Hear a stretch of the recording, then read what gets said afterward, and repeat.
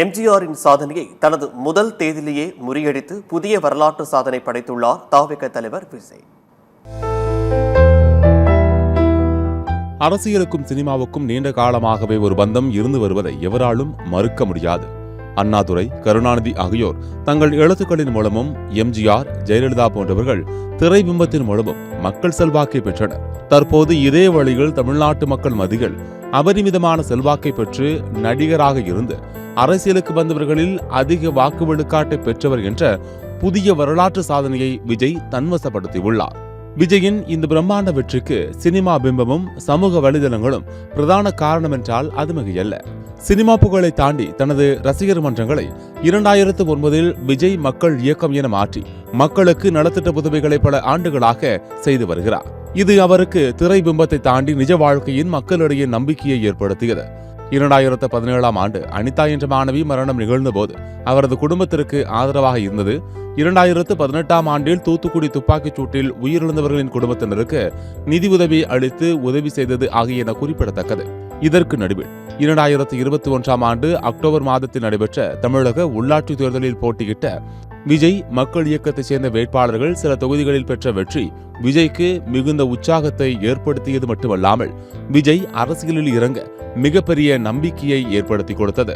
இந்நிலையில் விஜய் மக்கள் இயக்கத்தை கடந்த 2024 ஆண்டு தமிழக வெற்றிக் கழகம் என்ற அரசியல் கட்சியாக அறிவித்து 2026 சட்டமன்ற தேர்தலை நோக்கியே தனது பயணம் இருக்கும் என தெரிவித்தார். இதன் பின் விக்கிரவாண்டியில் கட்சியின் முதல் மாநாட்டை பிரம்மாண்டமாக நடத்தி தமிழக அரசியல் கட்சிகளை அனைத்தையும் திரும்பி பார்க்க வைத்தார். இளைஞர்கள் மட்டுமின்றி மாற்றத்தை விரும்பிய அனைவருக்கும் மாற்றாக பார்க்கப்பட்டார் விஜய்.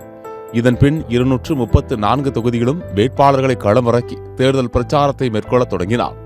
ஆனால் அவரது அரசியலில் கரும் புள்ளியாக 2025 ஆண்டு செப்டம்பர் 27 கரூரில் நடந்த பிரச்சார கூட்டத்தில் 41 பேர் பலியான சம்பவம் அமைந்து போனது.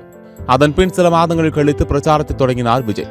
முதலில் இலவசங்களை எதிர்த்து வந்த விஜய் தேர்தலை நெருங்கிய போது தனது தேர்தல் வாக்குறுதிகளில் நிலைப்பாட்டை மாற்றி இதர கட்சிகள் போல இலவசங்களை அறிவித்து பிரச்சாரத்தில் ஈடுபட்டது நெருடலாக பார்க்கப்பட்டது.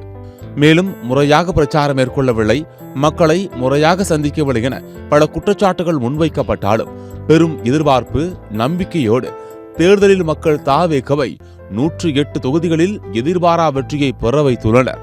எம்ஜிஆர் தனது முதல் தேர்தலான 1977 தேர்தலில் 33.52 விழுக்காடு வாக்குகளை பெற்று வரலாற்று சாதனையை படைத்திருந்தார். இதனை தற்போது விஜயின் தாவேக 34.92 விழுக்காடு வாக்குகளை பெற்று முறியடித்து புதிய வரலாற்று சாதனை படைத்துள்ளது.